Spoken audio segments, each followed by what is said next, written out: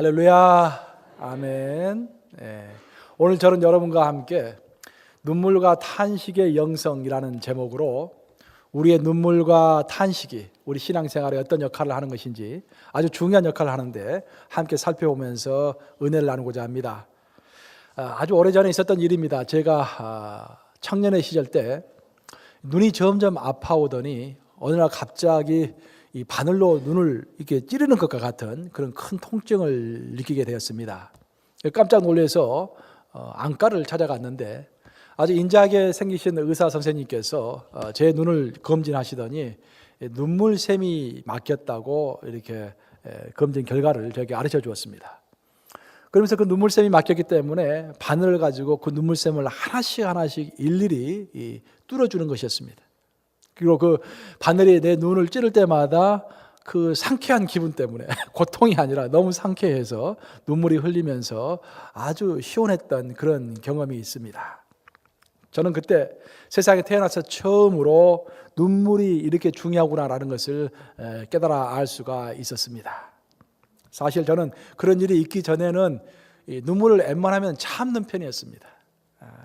남자가 눈물을 흘리면 안 되지 하고 눈물을 참는 편이었는데 그 사건을 겪고 난 다음부터는 눈물이 나면은 너무도 감사하게 눈물을 펄펄 흘립니다. 눈물도 하나님께서 주신 것 너무 감사합니다. 눈물을 흘리면 내 눈도 시원해지고 내 영혼도 깨끗하게 정화가 되는 것을 느끼곤 하는 것입니다. 1997년도 기록을 보면은요, 그 당시 세계 10대 뉴스 중에서 가장 하이라이트가 됐던 사건은 다이애나 영국 왕세자비의 죽음이었습니다. 그게 1997년도에 일어난 사건입니다. 나이 37, 젊은 나이에 그 당시 전 영국 국민들로부터 사랑을 받았던 그 왕세자비가 갑작스럽게 죽게 됨으로 인해서 영국 전체가 슬픔에 빠졌고 많은 국민들이 눈물을 흘리게 되었습니다. 근데 놀라운 것은 이상한 현상이 하나 벌어졌는데 그것은 그 애도하는 기간 동안에 영국 국민들이 심리 상담소를 찾는 그 숫자가 눈에 띄게 줄어들었다라는 것입니다. 얼마만큼 줄어들었냐 하면은 평상시에 영국 국민들이 심리 상담소를 찾는 숫자의 절반 이하로 뚝 떨어진 것입니다. 그래서 학자들은 왜 이런 현상이 벌어졌는가 연구하기 시작했고 그것을 다이애나 이펙트 혹은 다이애나 신드롬이라고 글자를 붙이게 되었습니다. 학자들이 연구를 해보니까 우리가 지금 상식적으로 생각해 보면은 국모와도 같은 사람이 죽었기 때문에 국민들은 그 허탈감이라든지 그 상실감 때문에 오히려 스트레스를 받고 심리 상담소를 더 많이 찾아갈 것 같은데 오히려 그 정반대로 그 국민들은 슬프게 죽은 자신의 왕세자비와 똑같은 감정이 되어가지고 눈물을 흘리는 사이에 감정이 안정이 되어서 또 심적으로 안정이 되어서 오히려 심리 상담소를 찾아가던 사람들조차도 찾아가지 않게 되었다라는 것입니다. 이처럼 눈물은 우리의 감정 순화와 정서 안정에 큰 도움을 줍니다. 우리 인간은 웃음을 통해서는 생기를 얻는 반면에 눈물을 통해서는 카타르시스, 즉 우리 안에 내부에 억압되어 있는 큰 감정의 덩어리들을 풀어내는 것입니다. 그래서 눈물은 절대적으로 우리에게 필요한 것입니다. 웃음은 파도와 같이 급격하게 일어났다가 급격하게 사라지는 것이 웃음이지만 눈물은 해일과도 같습니다. 천천히 오지만 그 영향이 깊고 길게 가는 것입니다. 그래서 눈물이 우리의 삶에 미치는 영향이 상당히 큰 것입니다. 사람은 한번 실컷 울기만 해도 그 마음속에 있는 독소가 다 빠져나가는 것을 느끼곤 하는 것입니다. 성경에는 흐느끼면서 하나님께 울며 기도하는 내용이 군데군데 나오고 있습니다. 여러분들이 잘 아시는 한나, 그 개인적인 사정을 한탄하면서 하나님께 울부짖었던 한나의 기도를 여러분들은 잘 기억하고 있을 것입니다. 또한 쇠퇴해가는 자신의 조국의 소식을 듣고서 밥 먹기를 그치고 금식 기도하면서 눈물로 기도했던 느헤미야의 기도도 여러분들은 잘 기억하실 것입니다. 또한 자신이 이제 곧 죽게 되리라는 그런 애언을 듣고서 정말로 벽을 향해서 다른 것 보지 않고 오직 벽을 향해서 하나님께 눈물로 기도했던 히스기야의 기도 내용도 우리는 잘 기억하고 있습니다. 또한 회개해야만이 살 수 있는데 회개하지 않는 그 완악한 백성들을 보면서 눈물로 하나님과 백성 사이에 섰던 에레미야의 그 눈물의 기도를 우리는 그 누구보다 또한 잘 알고 있습니다. 성경은 곳곳에서 눈물의 기도를 말하고 있는 것입니다. 하지만 그 많은 눈물 중에서도 정말로 위대한 눈물은 바로 누가 흘린 눈물이다? 우리 예수님께서 흘리신 눈물입니다. 누구를 위해서 흘렸다? 예수님을 위해서 흘렸다? No. 우리를 위해서 흘리신 예수님의 눈물인 것입니다. 그래서 히브리서 5장 7절은 이렇게 말하고 있습니다. 우리 다 같이 히브리서 5장 7절에 나오는 우리 예수님의 눈물이 어떤 눈물이었는지 함께 살펴보겠습니다. 함께 한 목소리 읽습니다. 시작. 그는 육체에 계실 때 자기를 죽음에서 능히 구원하실 이에게 심한 통곡과 눈물로 강구의 소원을 올렸고 그의 경건하심으로 말미암아 들으심을 얻었느니라. 놀랍지 않습니까? 우리 예수님께서는 기도하실 때 무엇로 기도하셨다? 통곡과 눈물로 기도하셨는데 어느 정도로? 심한 눈물과 통곡으로 하나님께 기도했다라는 것입니다. 예수님의 모범은 우리가 따라야 할 모범입니다. 예수님께서 하신 기도의 형태는 우리의 기도의 형태가 되어야겠죠. 우리 예수님께서는 한번 살펴보십시다. 우리 예수님께서는 이른 새벽에 기도하셨기 때문에 우리는 무슨 기도해야 합니까? 새벽 기도하셔야 돼요. 그렇죠? 또 우리 예수님께서는 밤 늦게까지 산에서 기도했기 때문에 무슨 기도를 해야 합니까? 심야 기도와 산 기도해야 합니다. 우리 예수님은 또 어떻게 기도하셨습니까? 3번 반복해서 똑같은 기도를 겟세마네 동산에서 3번 반복해서 하셨죠. 그래서 우리는 반복 기도를 또한 해야 하는 것입니다. 그런데 히브리서 5장 7절에서는 또 다른 기도 형태, 우리가 예수님을 따라서 해야 할 또 다른 기도 형태 하나를 더 가르쳐 주는 것입니다. 그것이 바로 눈물과 탄식의 기도인 것입니다. 따라서 해보시기 바랍니다. 눈물과 탄식의 기도. 여러분은 눈물과 탄식의 기도를 얼마나 드리십니까? 그것이 얼마나 필요한지 알고 계십니까? 특히 우리 예수님께서 보여주신 위대한 모범은 자신을 위해서 눈물로 기도한 것이 아니라 누구를 위해서 기도했다? 우리를 위해서 심한 눈물과 통곡으로 기도했다라는 것입니다. 자기를 위해서 기도하는 것 당연히 눈물을 흘리면서 기도하죠. 그런데 내 사랑하는 자들을 위해서, 잃어버린 영혼들을 위해서, 우리 세계 대륙별 선교를 위해서 정말 우리가 눈물로 통성으로 기도할 수 있다면 그 기도야말로 하나님께서 받으시는, 기뻐 받으시는 그런 기도가 되지 아니하겠습니까?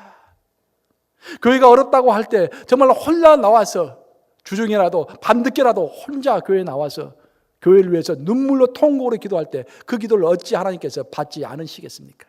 우리 예수님의 기도가 위대한 것은 눈물과 통곡의 기도이기 때문에 위대하기도 하지만 그 기도가 우리들을 위해서, 알지 못하는 완악한 우리들을 위해서 눈물과 통곡으로 심하게 기도했기 때문에 히브리서 5장 7절은 증언하고 있는 것입니다. 오늘의 본문은 시편 중에서도 다윗이 하나님 앞에서 자신의 신세를 한탄하면서 탄식하는 기도의 내용입니다. 이것이 바로 눈물의 기도이고 탄식의 기도입니다. 시편은 총 몇 장으로 구성되어 있습니까? 150장. 가장 깁니다. 성경에서 가장 긴 책이 어떤 책이다? 시편이에요, 시편. 근데 그 150편 중에서 놀라운 것은 150편의 3분의 1에 해당하는 50편 정도의 시가 바로 탄식시라는 것입니다. 탄식시가 뭐냐고 한다면은 탄식시는 자신의 개인적인 입장을 철학한 사정을 하나님 앞에서 눈물로 탄식하는 내용이 탄식시인 것입니다. 놀랍게도 시편 150편 중에서 무려 3분의 1이 자신의 신세를 한탄하는, 눈물을 흘리면서 기도하는 내용인 것입니다. 이런 탄식시의 특징은 무엇보다도 너무도 적나라하게 개인의 감정이 표출되고 있다는 것입니다. 오늘의 본문 8절, 9절, 10절을 보시면 여러분 좀 놀랐을 것입니다. 오늘 본문 8절, 9절, 10절을 보시면 어떤 내용이 나옵니까? 하나님, 내 원수를 빨리 죽게 하시고 그 자식들은 고아가 되어서 방황하며 정말 빌어먹게 하시고, 빌어먹게라는 말이 나왔죠. 구걸하게 하시고, 그런 말이죠. 구걸하게 하시며 그 아내는 과부가 되게 하시며 그 온 집안은 후사가 없게 하소서. 놀랍지 않습니까? 이 기도를 누가 들었다? 다윗이 들었다는 거예요. 다윗이. 이런 말하기조차 민망한 글이 이 성경에 나와 있고 그것이 특별히 다윗이 하나님께 울면서 부르짖었던 내용이 바로 이런 내용이다라는 것입니다. 여기서 우리가 한번 생각해 봐야 할 것은, 그러면 왜 이런 입에 담기도 힘든 내용이 성경에 떡 이렇게 나와 있고, 또 기도의 모범으로 우리가 본받아야 할 기도로 시편에 당당하게 나와 있느냐라는 것입니다. 이에 대한 해답을 얻기 위해서 여러분들이 꼭 아셔야 할 것은 뭐냐면은, 시편에 나와 있는 탄식 시들은 이제 모두 넋두리와 저주로만 끝나는 것이 아니다라는 것입니다. 이게 내 키포인트입니다. 물론 다윗은 저주와 넋두리를 하고 있지만 그것은 시편 앞부분이고, 방금 우리가 시편 109편 1절에서부터 10절까지 읽었지 않습니까? 1절에서부터 10절까지는 전부 저주의 내용입니다. 근데 그 내용이 가장 마지막에 가면은, 오늘 본문 마지막 부분 어디입니까? 30절과 32절이죠. 그 마지막 부분에 가면은 그 탄식과 저주가 하나님을 향한 신뢰와 절대적인 사랑과 열정으로 승화되고 있다는 것입니다. 영어로 말하면 sublimate, 승화된다는 것입니다. 바로 여기에 오늘 교훈이 있는 줄로 믿습니다. 우리의 감정은 축복이나 저주라기보다는 우리의 감정은 하나님께서 주신 선물입니다. 그래서 우리가 그 감정을, 아무리 슬픔의 감정, 울음의 감정도 우리가 활용하기에 따라서 우리의 신앙의 원료가 될 수도 있는 것입니다. 성경은 우리에게 감정을 표현하는 것을 지지하고 있습니다. 여러분들 잘 아시는 잠언 16장 32절 뭐라고 되어 있습니까? 노하기를 더디하는 자는 용사보다 낫고 라고 하고 있죠. 잠언 16장 32절 보시면은 노하기를 더디하는 자는 용사보다 낫고, 노하지 않는 자라고 했습니까? 그게 아니라 노하기를 더디하는 자, 영어로 말하면 slow to anger, 노하기를 더디하는 자. 노하긴 노하는데 자신의 감정을 컨트롤해서 컨트롤한 상태에서 노를 내는 자는 성숙한 자이고 올바른 자이다라는 그런 표현인 것입니다. 또한 에베소서 4장 26절은 여러분들이 잘 아는 구절입니다. 뭐라고 되어 있습니까? 분을 내어도 죄를 짓지 말고 해가 지도록 분을 품지 말고. 분을 내어도 죄를 짓지 말고 해가 지도록 분을 품지 말고. 분을 내지 말라는 말이 아닙니다. 분을 내되 죄를 짓는 것으로 연결되면 안 된다라는 그런 교훈을 주고 있는 것입니다. 하나님께서 이처럼 우리에게 주신 감정이라는 것은 무조건 우리가 억누르기 위해서 주신 것이 아닙니다. 그것을 우리는 표출해야 하는데, 표출하되 그것을 우리가 컨트롤할 수 있는 상황 가운데서 그 노를 다스리면서, 우리의 감정을 다스리면서 표출할 줄 알아야 한다라는 것입니다. 그리고 감정을 다스리는 것보다도 훨씬 더 중요한 것은 감정을 승화시키는 것입니다. 나의 슬픈 감정과 나의 그 분노와 나의 그 밑에서 끓어오르는 그 화, 그런 것을 오히려 하나님을 향한 열정으로 바꿀 수 있도록, 컨버트하고 체인지할 수 있도록 그렇게 신앙 훈련이 되어 있는 사람이 성숙한 사람이다라는 것입니다. 만약 우리의 기도가 우리의 원수를 향한 그런 저주나 우리의 신앙 낙담, 그냥 감정 풀이로 끝나버린다면은 그 기도야말로 성서적인 기도라고 하기가 어려울 것입니다. 하지만 우리가 아무리 화가 난다고 할지라도, 아무리 기도 가운데 저주한다고 할지라도 그 저주로 한참 하다 보면은 내 힘이 다 빠져가지고 그 가운데서 밑바닥에, 내 감정의 밑바닥에서 하나님을 만나게 되는 것입니다. 그러면서 그 감정이 성령께서 어루만져 주심으로 하나님을 향한 찬양과 열정으로 바뀌게 되는 것입니다. 오늘의 본문에서 다윗은 주로 자신의 적들을 향한 저주의 기도를 하지만 마지막 부분에 이르르면은 그 감정이 하나님을 향한 열정으로 승화되어서 또 하나님을 향한 신뢰로 바뀌어져서 이렇게 고백하고 있는 것입니다. 우리 다 같이 스크린을 보고서 오늘 본문 마지막 부분인 30절과 31절을 함께 읽겠습니다. 시작. 내가 입으로 여호와께 크게 감사하며 많은 사람 중에서 찬송하리니 그가 궁핍한 자의 오른쪽에 서서 그의 영혼을 심판하려 하는 자들에게서 구원하실 것이미로다. 이처럼 다윗은 처음에 자신의 적들을 저주하고 아주 나쁜 이야기를 했지만 나중에 그것이 신앙의 원료가 되어가지고 오히려 하나님을 신뢰하고 찬양하고 감사하는 내용으로 그 기도 제목이 결말을 맺고 있는 것입니다. 사랑하는 여러분 매일매일 생활하시면서 정말 세상으로부터 받는 스트레스와 그 억압감, 또 억울함, 답답함, 그런 좌절감들이 있죠. 그것들로 인해서 갑자기 소리라도 버럭 지르고 싶은 그런 마음을 느낄 때가 없습니까? 분명히 있을 것입니다. 그런데 이런 감정을 내가 가지고 있다는 사실 자체를 먼저 인정하셔야 합니다. 하지만 동시에 알아야 할 것은 우리의 상식과 우리의 이성이 가미가 되지 않는 우리의 감정은 위험한 칼과 같다라는 것입니다. 우리의 감정의 이성과 또 상식이 가미되지 않는 상태에서 우리의 감정을 사람들에게 표출하는 것은 위험한 칼처럼 또 다른 사람들을 해치게 되는 것입니다. 그래서 우리의 감정을 다른 사람들에게 내비치기 전에 그 감정을 먼저 누구에게? 하나님에게 먼저 가져오는 것이 필요한 것입니다. 저는 감을 좋아합니다. 저는 왜 감이냐? 그런 감을 좋아해서 매일 저녁밥을 먹으면 저녁 식사하고 나서 꼭 감을 2개씩 먹습니다.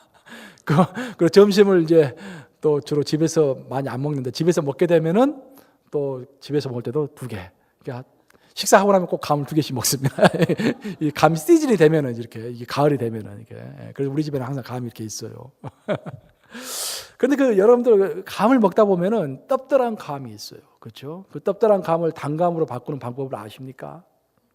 그 떡들한 감을 단감으로 바꾸려면은요, 따스한 물을 딱 준비해 놓고 거기다 소금을 좀 탑니다. 그 다음에 떡들한 감을 거기에다가 하루 동안 딱 담가 놓습니다. 그럼 하루가 지나면은 놀랍게도 그 떡들한 감이 단감으로 변화가 되는 것입니다. 우리의 감정과 신앙도 마찬가지입니다. 여러분의 그 정화되지 않는 감정들, 여러분의 분노, 화, 시기, 질투, 이 모든 것들은 하나님의 임재라고 하는 그 물속에다가 담가둠으로 인해서 도끼를 다 빼내야 하는 것입니다. 아멘. 여러분들이 함부로 입으로 여러분의 감정을 표출하기 전에 하나님의 임재라는 그 물속에다가 여러분의 감정을 푹 담그시고 감정의 도끼를 다 빼낸 다음에 그 노도와도 같은 그 감정이 정말 하나님을 향한 사랑과 열정으로 승화된 다음에 그 감정이 사람들에게 흘러가야 하는 것입니다. 바로 그래서 오늘의 탄식기도 내지는 감정기도라고도 하는데 이런 탄식기도, 눈물기도, 감정기도가 필요한 것입니다. 우리가 그 어떤 온통한 일을 가지고 있다고 할지라도 시간을 두고서 우리의 감정을 따라서 계속해서 기도하다 보면은 아까 제가 이야기한 것처럼 제풀에 지쳐가지고 이제 우리의 감정의 밑바닥에서 하나님을 만나게 되는 것입니다. 근데 그 감정의 밑바닥에서 하나님을 만날 때 우리 성령님께서 개입하심으로 우리의 감정을 올려 삼아서 하나님을 향한 충성과 신뢰와 오직 하나님만 의뢰합니다 라는 마음으로 바꾸어 주시는 것입니다. 그래서 우리는 탄식의 기도를 해야 되고 눈물의 기도를 해야 합니다. 기도는 뭐라고 했습니까? 기도는 하나님과의 대화다. 기도는 하나님과 대화다. 그랬죠? 대화라는 게 뭡니까, 여러분?